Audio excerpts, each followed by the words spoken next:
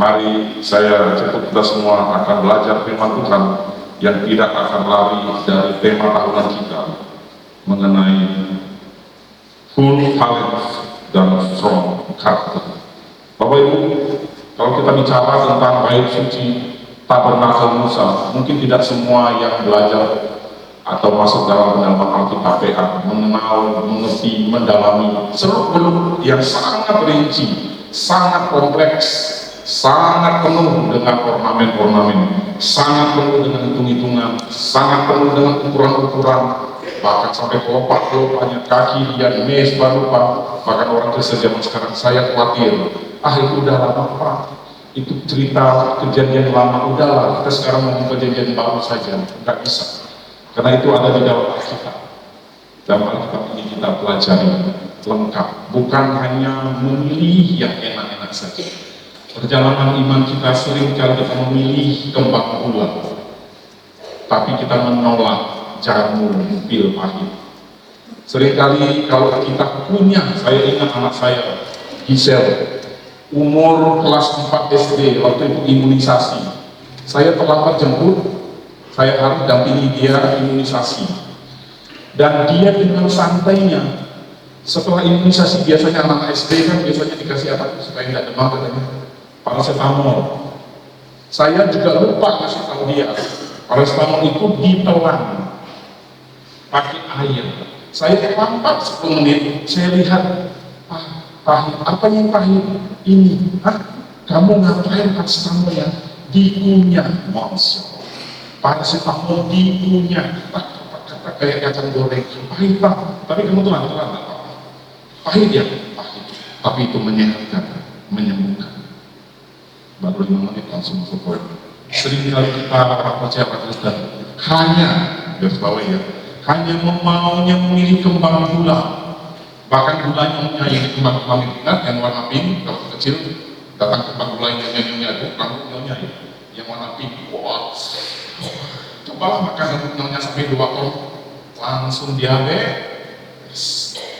Tapi kalau kita sakit, dulu tidak pernah obat yang manis-manis. Sekarang udah banyak dikemas dengan sirup yang manis, semua yang campur dengan sirup, anggur, rasa strawberry. Dan seringkali itu juga buat kami. Firman ini tidak hanya berlaku buat yang mendengar, tapi juga terlebih dahulu menegur, mengingatkan kami semua. Seringkali kita hanya memilih kembang gula saja dalam perjalanan iman kita. Tapi kadang-kadang Tuhan siapkan pil pahit, rupanya paracetamol, ondansetron, vitamin-vitamin yang lain. Bahkan orang Jawa tahu nggak ada jamu. Dulu nggak pakai jamu kencur yang manis-manis ya. Yang saya tahu jamu zaman dulu sakit tipes, sakit apa lagi ya, berhubungan dengan kondisi tubuh. Zaman dulu, mungkin sekarang bapak-bapak ibu yang dari Jawa tahu, dikasih jamu apa yang pahit itu, sambiloto.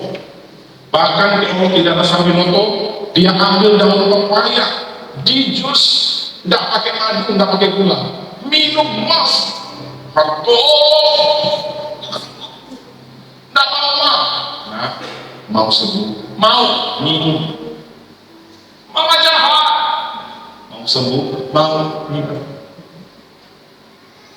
saya tidak berkata bahwa itu Tuhan pasti selalu sengsara,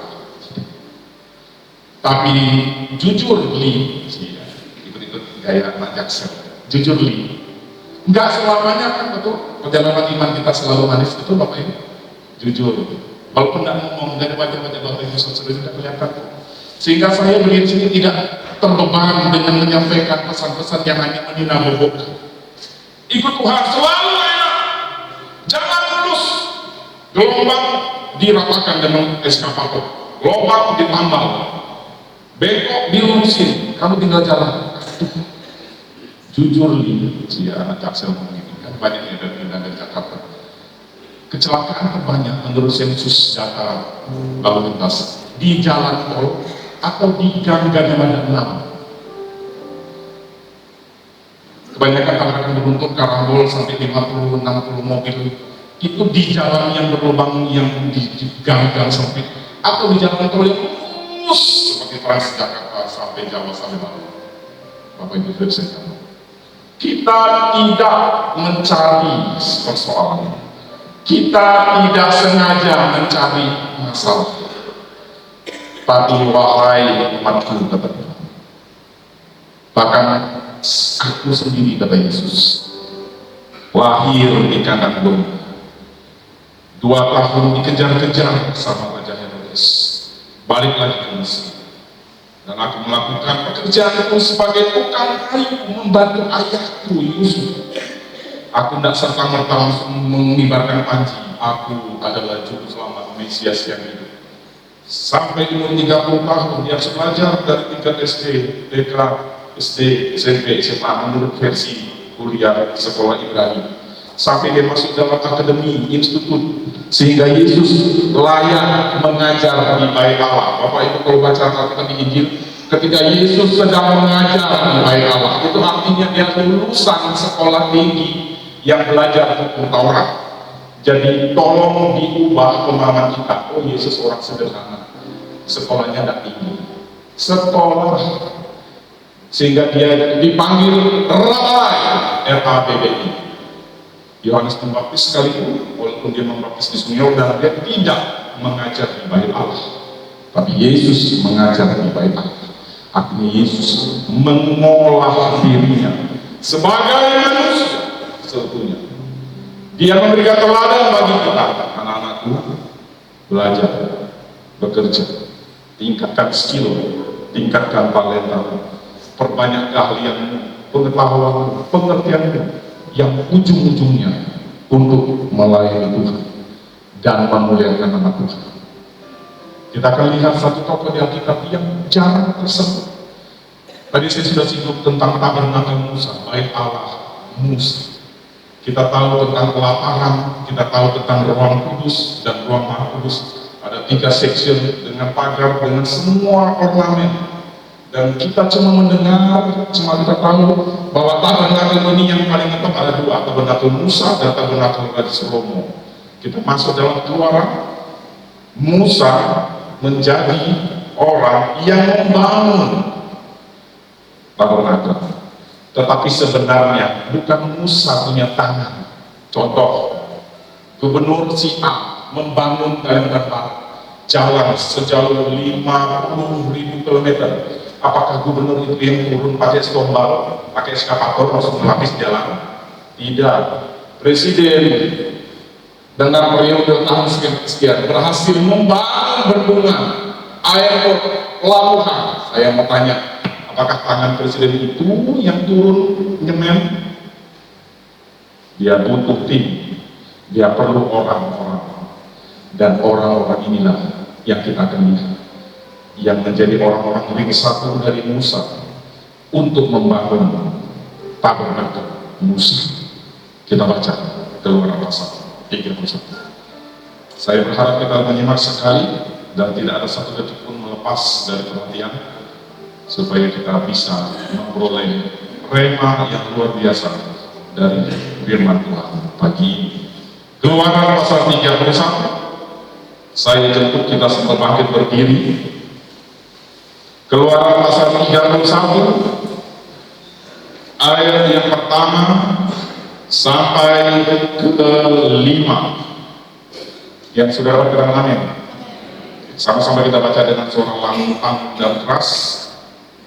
1, 2, 3. Berfirmanlah Tuhan kepada Musa, lihat, telah kutunjuk Bezalel bin Uri bin Hur dari suku Yehuda, dan telah kupenuhi dia dengan roh Allah, dengan keahlian dan pengertian dan pengetahuan dalam segala macam pekerjaan, untuk membuat berbagai rancangan supaya dikerjakan dari emas, perak, dan tembaga, untuk mengasah batu permata supaya ditahan, untuk mengukir kayu, dan untuk bekerja dalam segala macam pekerjaan. Silakan duduk.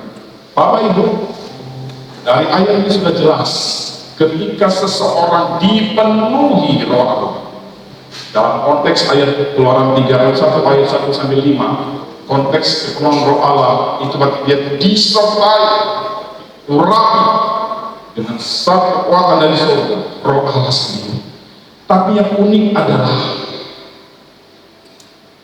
Bezalel bin Uri bin Hur dipenuhi Roh Allah, Roh Tuhan, bukan untuk jadi pengkhotbah KKR, tapi sembuh atau memainkan musik tiba-tiba jadi musik orkestra yang kalah besar Beethoven semua kalah, atau tiba-tiba dengan karya musik tanda-tanda ajaib,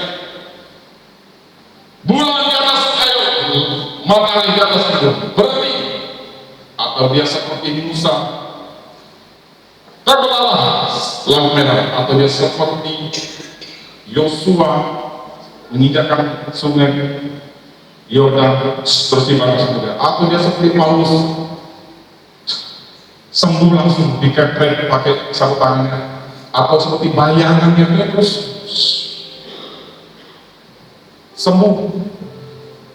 Bezalel bin Uri bin Hur dipenuhi Roh Allah supaya apa? Coba kita lihat ayat ini. Supaya dengan kepenuhan Roh Allah dia memiliki keahlian, sama-sama 1, 2, 3, keahlian dan pengertian dan pengetahuan. Secara tersirat ini sama-sama aja ya, ini Alkitab ini kurang kerjaan. Udahlah, biar aja dia jago. Dia jago, dia ahli. Saya mencoba untuk menganalisa sedikit tentang dari KBBI boleh, dari makna bahasa Inggris boleh, keahlian dalam bahasa King James Version wisdom, kebijaksanaan, hikmah. Saya jadi ingat Bapak ini, Amsal 1 ayat 7. Permulaan hikmah adalah apa? Takut akan Tuhan. Bukan takut yang seperti mau dipukul, tapi ada satu rasa respek yang sangat dalam, sehingga dia seolah takut untuk melukai hati Tuhan, takut untuk membuat Tuhan sedih dengan kemalasannya, dengan keadaannya yang memalukan nama Tuhan. Dia takut namanya membuat cemar nama Tuhan yang dibawa kudus. Dia takut tidak memaksimalkan potensi, talenta, skill, kemampuan, daya. Semua kita di sini memiliki talenta. Katakan amin. Saya mau tanya, jawab hati dalam hati saja. Seberapa maksimal kita sudah memberi talenta kita, kemampuan, bakat, keahlian kita untuk Tuhan? Al-Holiyah ayat 6 adalah teman seperjuangan, rekan sekerjanya dari Bezalel. Bezalel dipenuhi dengan Roh Allah sehingga dia dipenuhi dengan keahlian.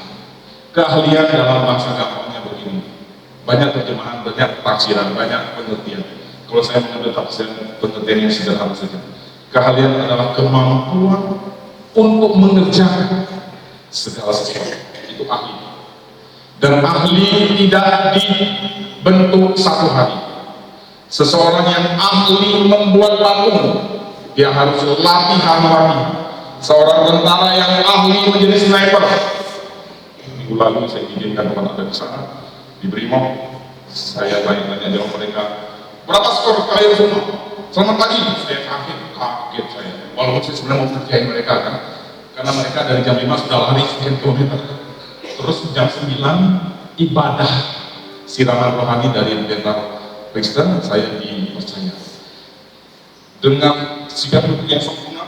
Mereka duduk begini, tapi saya lihat jujur yang belakang-belakang udah mulai gini, temannya udah lebih, dia pikir saya pendeta tetangga kali, saya masuk pancing. Selamat pagi. Wah, kaget saya kasih selamat, kaget sendiri.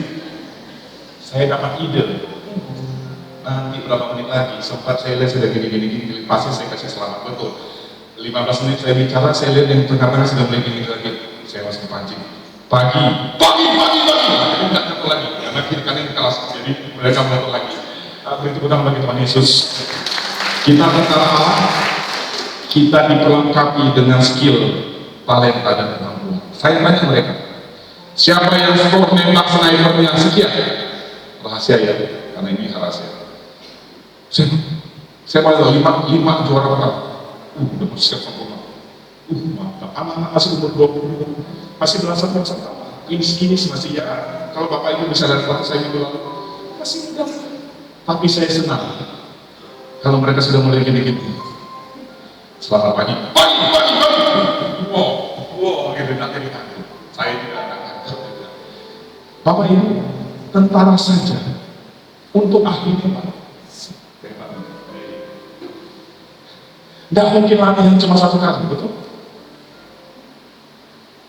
Membuat ukiran-ukiran seperti kemudian dan biasanya tidak mungkin cuma sekali. Dia butuh proses waktu, kesabaran, komitmen, daya juang, pantang menyerah, tetap optimis, sekali gagal bangkit lagi. Tuhan mencari orang-orang yang ahli di dalam gereja, bukan untuk sentimen, bukan untuk tidak menyayangi yang tidak ahli. Tuhan mengasihi semua bangsa. Hujan dia kasih sama orang jahat, sama orang baik. Yang ke gerejanya setiap hari dengan yang tidak pernah kenal Yesus, Tuhan kasih hujan, matahari pagi dan pelangi, embun di waktu pagi, angin di waktu sore, gelombang laut meneduhkan, kicau burung yang dinikmati oleh semua orang. Tapi Tuhan pasti punya hal yang spesial untuk kita memiliki talenta masing-masing. Saya di sini, Tuhan ini Pak, nggak mungkin saya manjat ke lantai 3 untuk betulkan kanopi. Saya pasti panggil ahli saya, Pak Giri, betul Pak Giri? Pak Giri tolong bagian besi dan tolong betul, karena dia ahli bagian logam dan semua. Kalau saya butuh seseorang yang untuk mengamankan, saya bisa panggil komandan kita Pak Jimmy, betul, dari kepolisian, betul Pak Jimmy. Nggak mungkin saya nangkap sendiri. Kamu siapa? Pendeta. Belum pendeta kan nangkap penjahat? Ya kan saya kan ahli. Oh nggak bisa. Nah, kan penjahatnya malah tinju kita malah kan, karena kita tidak punya hak nangkap penjahat. Hanya polisi dan kita yang haknya. Kita masing-masing tubuh Kristus. Tuhan sudah tempatkan keahlian. Nggak mungkin saya sambil khotbah saya main keyboard. Kan lucu kan saya main keyboard. Ya kata saudara, pasti pikir ini gereja aneh. Aku sambil main drum. Jadi khotbah saya main drum. Walaupun mungkin saya bisa main drum, Tuhan tempatkan kita masing-masing dengan masing-masing talenta, karunia, karisma, bakat, kemampuan, skill. Tapi Tuhan mau kita menjadi anak-anak yang punya keahlian. Katakan amin. Keahlian artinya diasah terus, dikembangkan terus, diasah, kembangkan terus. Karena itu bukan punya kita. Itu titipan Tuhan bagi kita untuk kemuliaan. Bezaleel bin Uri bin Hur. Poin pertama, dia dianugerahi skill, keahlian, pengertian yang terkini begini, kemampuan untuk memahami teori untuk dijalankan menjadi sebuah skill praktek. Itu pengertian. Kalau pengetahuan, dia memahami dasar-dasar teori. Tekanan sama dengan gaya dibagi luas bidang. P sama dengan F dibagi A. Semakin besar gayamu, semakin besar tekanan yang kamu alami. Hukum fisika berkata, 1 Pascal adalah gaya sebesar 1 Newton untuk 1 meter persegi. Kita masuk dalam dunia alegoris.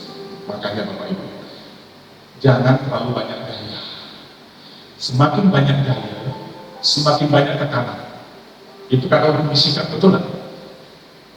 Semakin bergaya, padahal lingkup kita hanya lingkup yang kecil, area kita yang mengalami gaya. Maka kenapa saya Tuhan? Kenapa aku merasa tertekan? Tuhan, tolong selidiki aku, lihat dapur Tuhan, cukup mereka ini. Nah, penghasilanmu berapa 1 bulan? Wah, lumayan 1 juta. Oke. Gaya hidupmu berapa? 10 juta. Lah, 9 juta ngapain? pinjaman online. Bulan depan gaji berapa lagi? Cuma 1 juta. Gajimu naik 5 juta.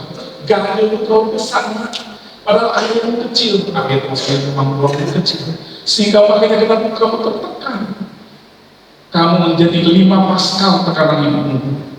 Karena gayamu terlalu besar, 50 Newton.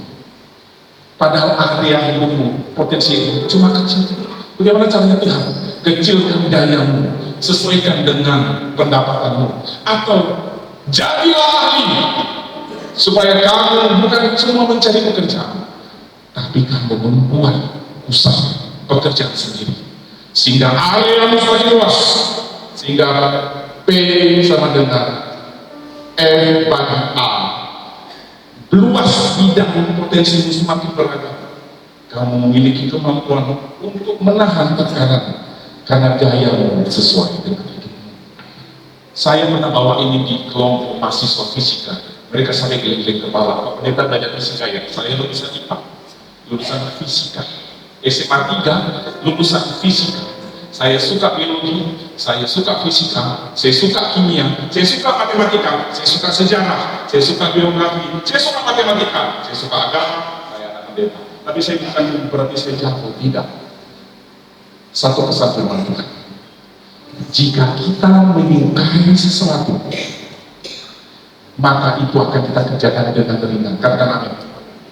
Bapak Ibu yang bersuami beristri, gara-gara cinta menjemput yang terkasih jauh, itu terasa ringan. Karena cinta. Coba lagi sebelum, jangan jemput di Singkawang, jemput di Lido gitu, jemput mama, jalan sendiri, mama ini manja benar kan? Dekat mama, jalan sendiri, itu udah nikah. Nggak ada di sini ya, itu ceritanya di sana, di Gunung sana. Di sini semuanya baik-baik. Wajah-wajah penuh kasih Kristus. Kulihat di wajahmu kemuliaan itu wajahnya. Coba yang kiri kanan dong, kalau di suami dan istri, kamu nggak gitu kan Pak? Nggak gitu kan Pak? Kamu udah dikasih Tuhan ya. Ingat cerita tentang seseorang yang karena cinta dia lakukan dengan ringan. Siapa? Yakub, bapaknya Yusuf. Yusuf udah kita ngomongin 2 minggu betul-betul cukup, udah sama ngomong Yusuf terus. Sekarang kita ngomong bapaknya Yusuf, Yakub aka Israel. Nama lainnya itu adalah Israel. Ketika dia bergumul dengan Tuhan, lalu Tuhan bergumul dengan Yakub, kemudian dia bilang, kamu tidak akan tinggalkan aku kecuali kau memberkati aku. Lalu sejak itu Yakub diberi nama Israel, orang yang bergumul dengan Tuhan. Israel bergumul, dan Tuhan. Yakub, dia harus kerja berapa tahun? Nanti boleh kembali lagi ke sekolah minggu ya, kalau enggak tahu. Berapa tahun? Salah, 14 tahun. Yakub kerja 7 tahun, dapat undangan. Jika engkau akan menikahi anakku, kata si Laban, bukan si Laban marga si Laban ya, Horas. Saya percaya marga si Laban mungkin ada dari Laban pakai kata si, jadi marga si Laban ya. Si Laban itu pamannya Yakub ngomong begini, kamu dengan paribanmu, iya orang Medan, ini Yakub ini menikah paribanmu, betul Pak, betul ya, karena anaknya paman. Horas ini, berarti tidak sengaja ini ya, Yakub ini menikahi paribannya. Iya, pariban ini anak paman dia nikahi, lalu datang ke si paman si Amang itu kan, kalau mau nikahi anakku paribanmu, kerja dulu kan 7 tahun ya. Gampang itu 7 tahun kecil. Ada ayatnya. Karena cintanya, kalau kan tidak. Karena cintanya dia kepada Rahel, pekerjaanlah dia dengan mudahnya. Kalau seseorang mengasihi Tuhan, apapun yang dibilang Tuhan mudah. Katakan amin. Kalau kita sudah mulai hitung-hitungan dengan Tuhan, saya balik, berarti kita sudah mulai tidak cinta Tuhan. Kita bilang sayang mama kasih kunci, kau beli dulu petai di Matrapak di pasar Lampu ya. Kalau mana, belum salah malu Yakub. Janganlah petai, berilah emas sekilo. Berapa uang enggak? Petai. Ada lagi istri. Saya bukan memuji diri kita. Pak, lagi dapat. Terus nggak bisa beli. Papa bisa bonus datang ke Indomaret. Sorry, nanti saya sorry. Bisa beli SOSTT, kok bisa? Untuk istri saya. Kenapa? Karena saya cinta istri saya. Apapun yang dibilang istri saya, kok beli? Kalau mungkin agak gengsi, udah kan bapak-bapak beli. Ya kan? Ya kan? Ada, kau memang ada, temanku ada di sini. Disuruh beli, Syuri nana, pada tahu nang, boy aja, ayo, Laurier, apa kan saya kata apa kan? Laurier, wings, apa? Tapi karena saya beli, yang lain, tadi sekarang mama disuka sendiri kan? Karena pakai apa? Gosen, ya. Terima kasih Gosen sudah mempermudah kami para pria. Karena ceritanya, Yakub sampai 7 tahun. Pada hari itu datanglah acara.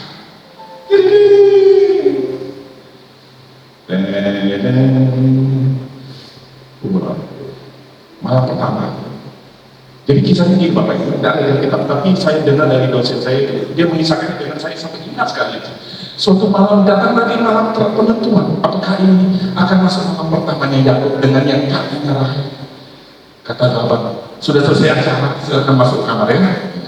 Dulu tidak ada lampu yang terang-terang begini, gelap gulita. Menunggulah Yakub di kamar dengan penuh dak-dak. Siapakah orang yang bersama? 7 tahun aku bekerja, masuk.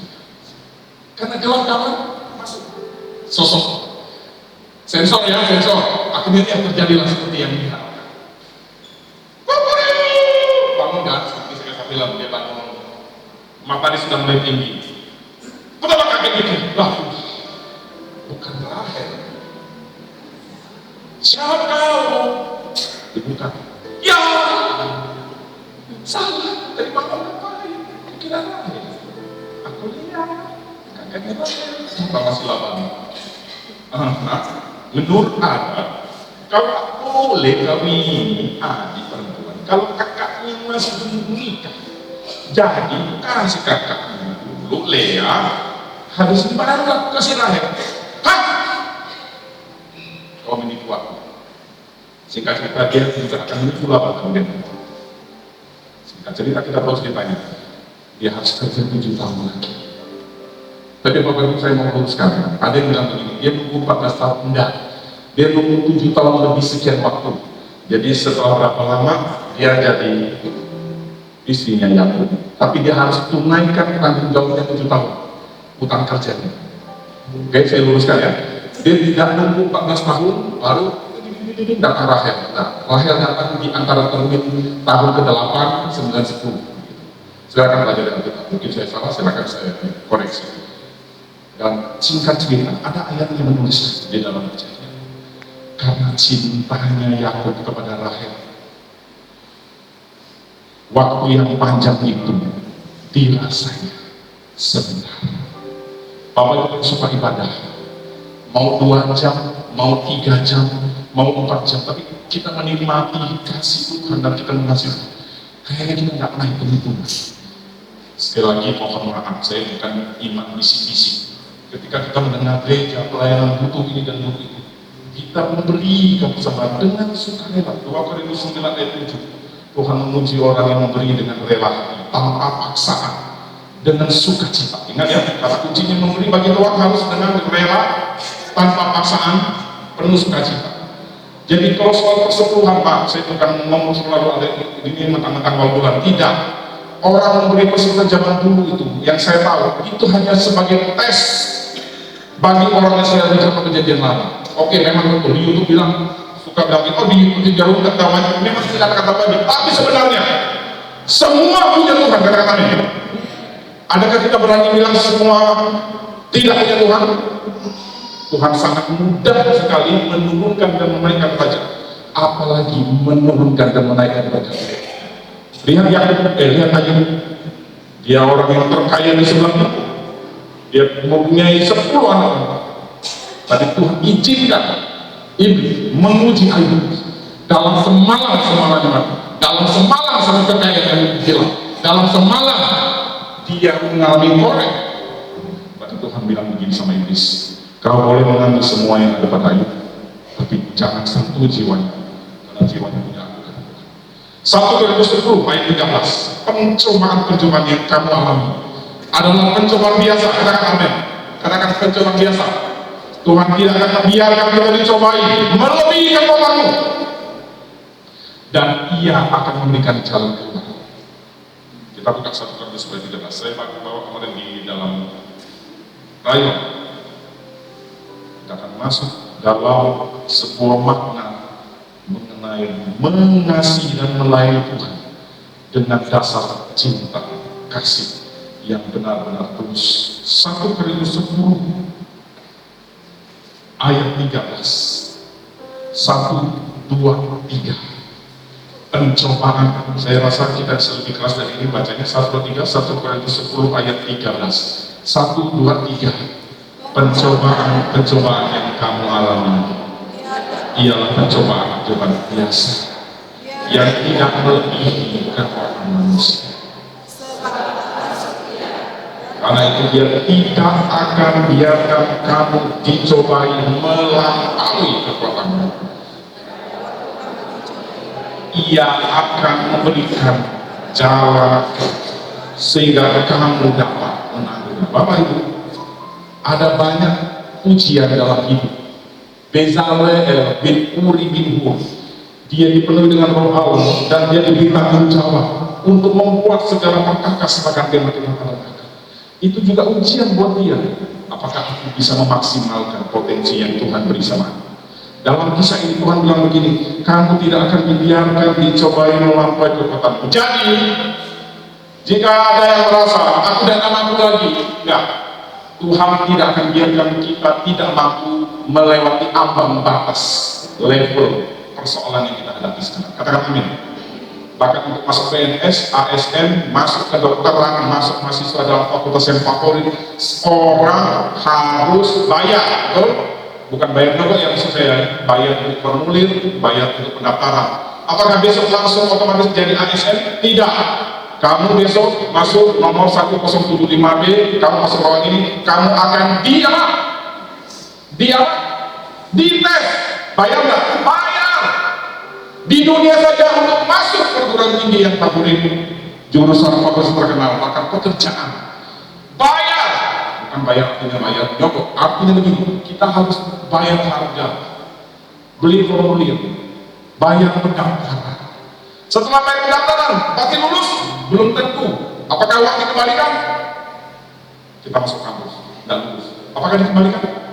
Tidak. Apakah marah-marah sama dosen, sama rektor? Weh rektor, aku tuntut kamu undang-undang perlindungan konsumen karena kami sudah bayar, tidak masuk. Kok tidak dikembalikan? Enak banget loh.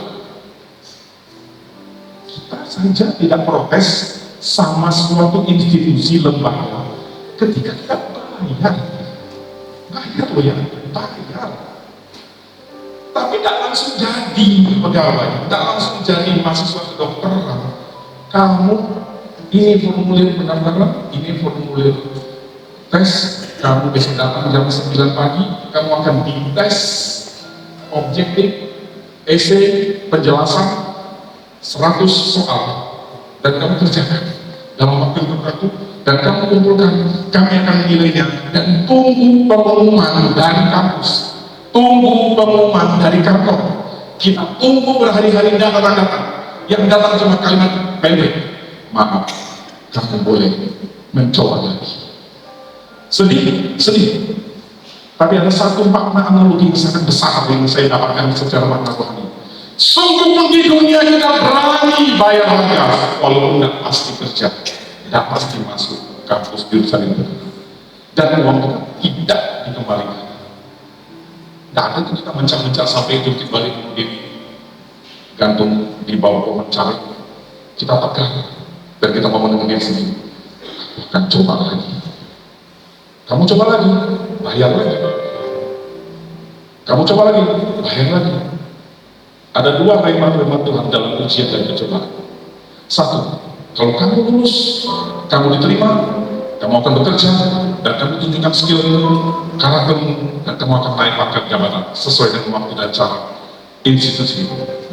Jika kamu bayar, kamu ikut tes, tidak lulus, kamu akan dapat informasi, maaf, Anda gagal, kamu coba lagi. Kalau kita mau maju, kita ulangi lagi, kita coba lagi, kita tes lagi, gagal lagi. Kita mau jadi dokter lagi, kita lakukan lagi, gagal lagi. Begitu juga yang terjadi dalam kerohanian. Tetapi kasih Tuhan tidak pernah berhenti. Apakah penganiayaan, penderitaan, bencana, pedang akan memisahkan kita dari kasih Tuhan? Tidak. Roma 8. Dia tidak menjanjikan selalu kembang bulan dalam perjalanan iman kita. Tapi percaya Tuhan tidak biarkan kita tergeletak hancur binasa. Ayatnya sudah jelas.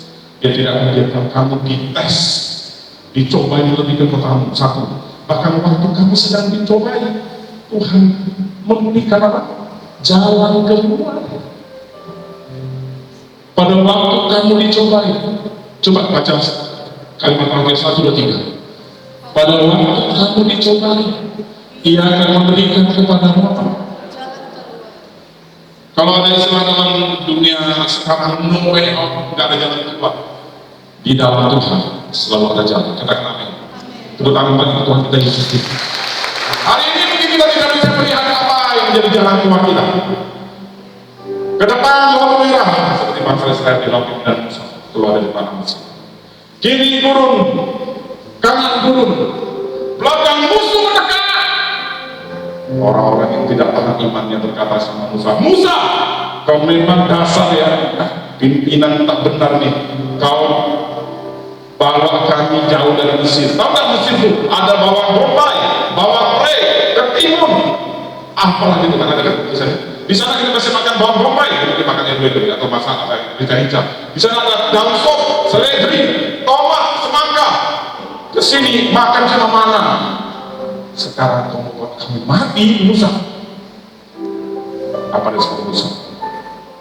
Dan itu juga menjadi contoh buat kita para pemimpin-pemimpin dalam keluarga, bapak-bapak, pemimpin-pemimpin dalam kantor, direktur-direktur manajer-manajer, pemimpin dalam institusi, bahkan pemimpin dalam gereja. Musa tidak berdebat dengan orang yang ngomel. Musa hanya datang ke hadapan Tuhan, panglima tertinggi bangsa Rasul, Tuhan Yesus. Sekalipun banyak hal yang tidak aku mengerti, tetapi aku tetap percaya. Tolong Tuhan, Engkaulah atasan dari segala atasan. Saya pribadi, ketika Tuhan percayakan kepemimpinan dimanapun, ketika menghadapi persoalan, nomor satu saya adukan ke panglima tertinggi di bala tentara surga. Katakan amin. Karena saya bukan pimpinan tertinggi. Pimpinan tertinggi adalah Raja segala Raja, the King of the Kings, the Lord of the Lord, Jesus Christ. Dan Roh Tuhan mengurapikan, memberikan hikmah, memberikan kemampuan, memberikan ketenangan, memberikan pewahyuan. Ini zaman yang harus kerjakan. Persis seperti kalimat terakhir, ketika kamu sudah menghadapi pergumulan, kata dicobai bukan berarti kamu berarti mau dihancurin, dibinasakan, tidak. Kamu menghadapi tes naik level. Setiap orang yang mau naik pangkat polisi dan tentara pasti tes. Dari tamtama bintara perwira, betul ya? Enggak salah ya? Betul? Nggak ada kan tiba-tiba lagi duduk di warung kopi dapat telepon dari mana? Halo Pak, kamu naik jabatan 5 tingkat. Bang, saya kerjanya Pak, nggak apa-apa. Kamu kerjanya hanya duduk di warung kopi, tiba-tiba naik pangkat 5 derajat dari kapten langsung jenderal. Bisa? Yang ada begini, dapat PR dari hasil. Kamu dikirim dengan 2 batalion, 1 kombi, 5 brigade ke Papua menghadapi KKB. Tes. Sampai sana dia berhasil lewat, jadi kasih penghargaan. pangkat dinaikkan. Kalau pangkat dinaikkan, jabatan naik. Kalau jabatan naik, tunjangan naik. Kalau tunjangan naik, bonus naik. Kalau bonus naik, penghasilan naik. Mau dipakai diberkati Tuhan? Katakan amin. Oh, tidak mau ya? Mau diberkati Tuhan? Jalani setiap proses dan pastikan bersama Tuhan kita menang. Katakan amin. Tepuk tangan lagi buat Yesus.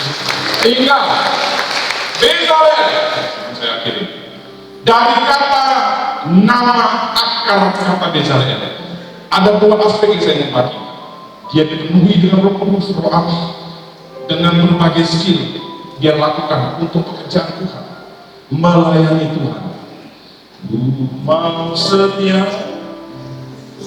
Mau setia sampai akhir, melayani seluruh hidup sampai ku dapatkan mahkota kehidupan di dalam kerajaan. Bapak Ibu, selama nafas kita masih ada, tidak ada kata pensiun. Umur boleh tua, skill mungkin sudah makin kuno, kalah dengan anak-anak muda. Tapi bagi Tuhan, tidak ada orang tua, orang muda. Hanya satu saja pilihan. Kamu mau nggak setia melayani aku, atau kamu hitung-hitungan melayani aku? Titik. Bezalel dari katanya, bahasa dari kata Betsal mendengar. Semua tokoh Alkitab yang ada L-nya itu berarti Tuhan. Immanuel beserta, Tuhan beserta. Betsal agar dalam naungan saya perlindungan. Tuhan keren banget. Bapak Ibu yang lagi mencari anak laki-laki atau sedang mengandung anak cowok, saya titip pesan, kasih nama Bezalel, keren banget. Tuhanlah naungan dan perlindunganmu. Keren. Bezalel menjadi satu makna yang dalam ketika dia mengandalkan Tuhan. Bagaikan saya yang yang menaungi dia, menyertai dia manfaatkan potensi kalian untuk bekerja, membuat perkakas tabernakel. Musa memang membantu tabernakel, tapi orang yang pakai tangannya adalah timnya Bezalel dan Aholiab beserta rekonannya. Bezalel bin Uri artinya cahaya, bin Hur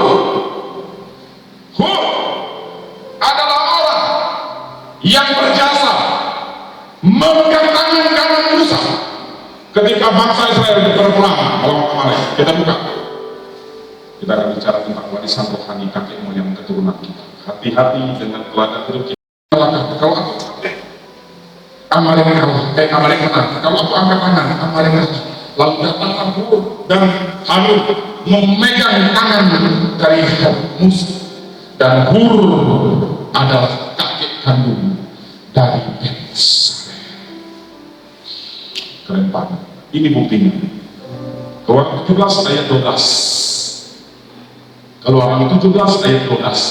Maka penatlah tangan Musa. Keluaran 17 ayat 12. Maka penatlah tangan Musa, sebab itu mereka mengambil sebuah batu, diletakkan di bawahnya supaya dia duduk di atasnya. Harun dan Hur. Siapa Hur? Kakeknya Bezalel.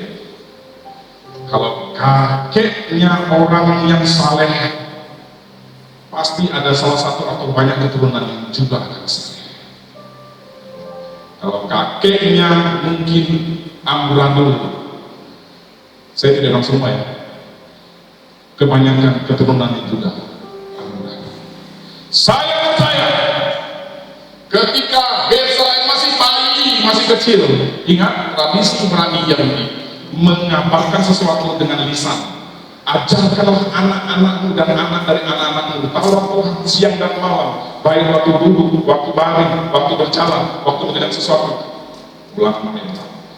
Dan saya percaya dari mulut Hur berkata, cucuku, ya opa, sini nak, sini cucu, duduk dia.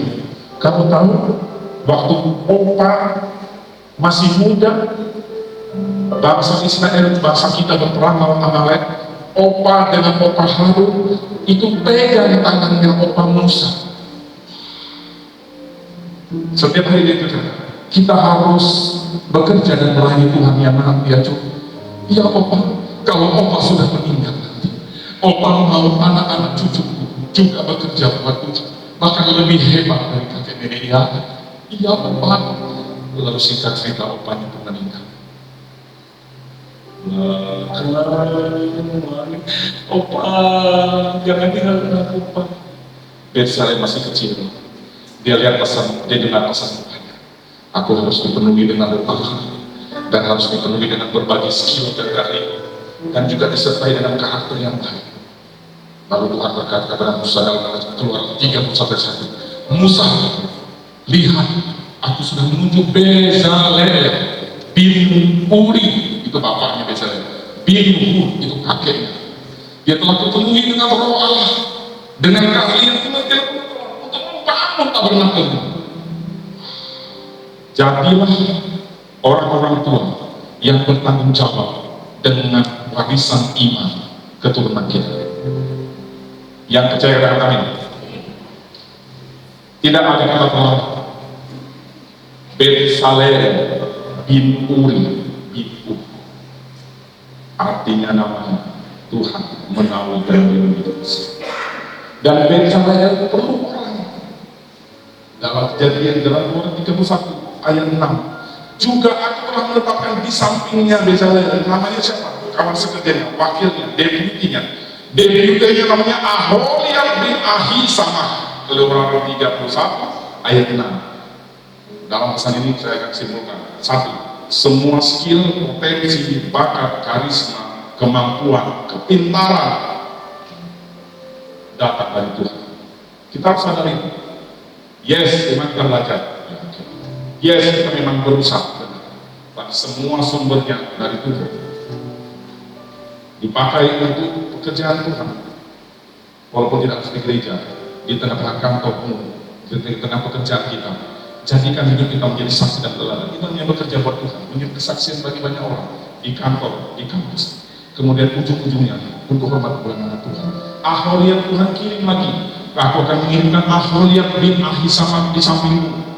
Saya baca dalam kisah dalam Ibrani dalam Takum ini, Aholiab bin Ahisamah itu dalam pengertian namanya adalah seseorang yang mendopang dan mendukung. Saya ulangi, Aholiab bin Ahisamah dalam nama umumnya itu artinya seseorang yang menopang dan mendukungmu secara positif.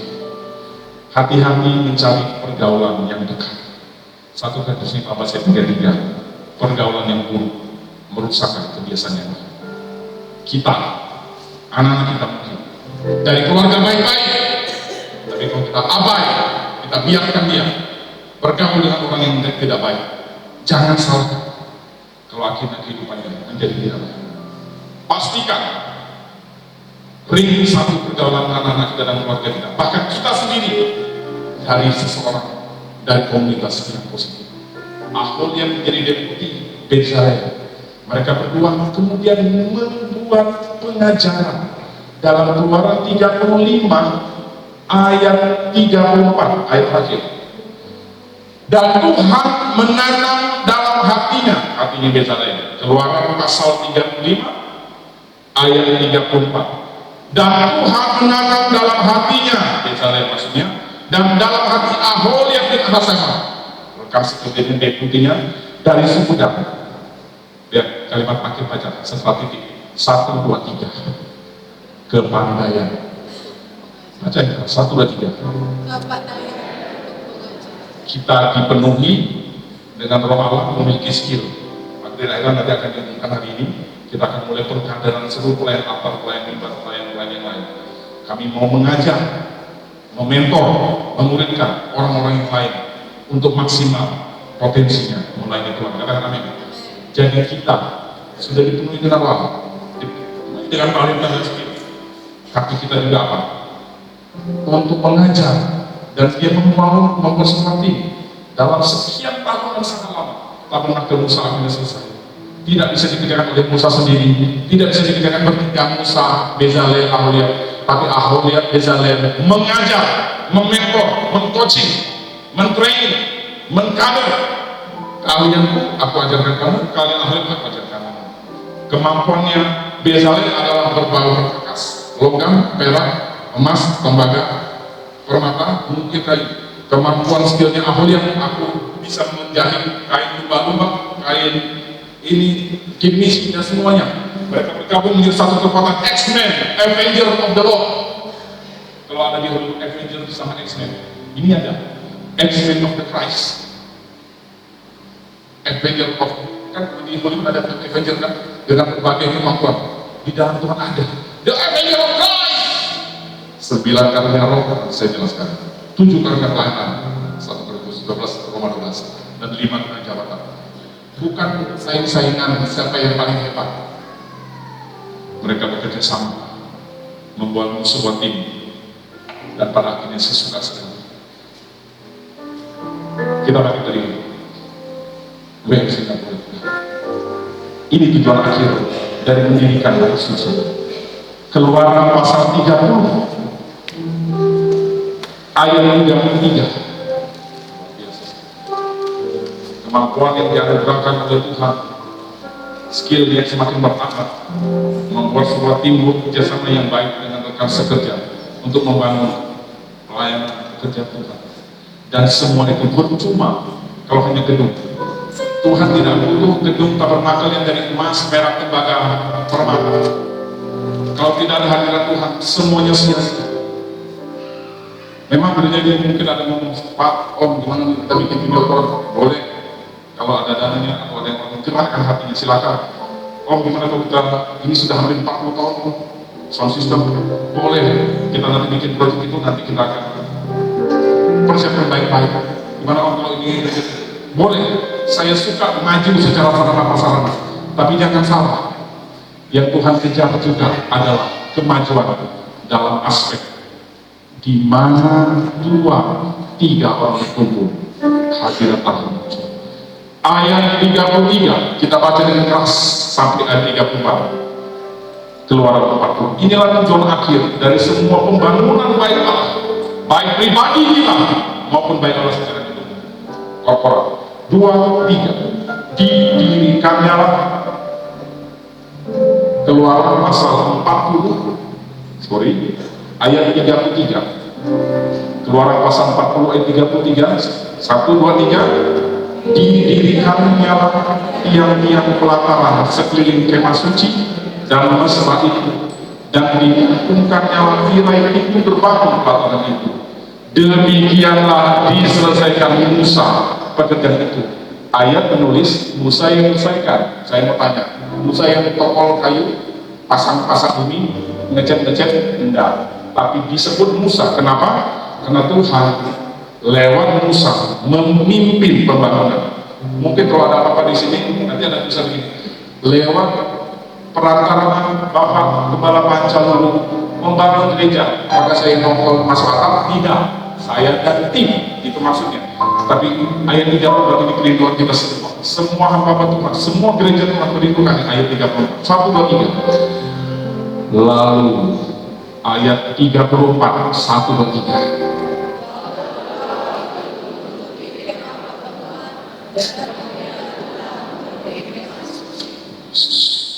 Pejamkan mata, beliau bersyukur, sehingga boleh berdiri di belakang saya. Lalu awan itu menutupi kemah. Dalam perjanjian lama, awan melambangkan hadirat Allah. Semua yang dikerjakan Aholia, Bezalel, Musa dan seluruh tim pekerja sia-sia kalau Tuhan tidak berkenan hadir dalam bentuk awan hadirat kemuliaan. Dan kemuliaan Tuhan memenuhi kemah. Ayat 35, sehingga Musa bahkan tidak dapat masuk kemah, sebab awan itu hingga di atas kemah. Dan kemuliaan Tuhan bukan lagi kemuliaan Musa, bukan lagi kemuliaan manusia, bukan lagi kemuliaan Bezalel, bukan lagi kemuliaan Aholia. Hilang semua nama mereka, hilang. Yang ada segala kemuliaan bagi kita. Kita berdoa dalam setiap pertemuan ibadah 1 dan 3 orang rakyat konsel wadah gereja. Yang terpenting adalah di atas semua yang paling penting yang lainnya, kemuliaan Tuhan kami Yesus. Bapakku datang, semua dari hati kita yang rindu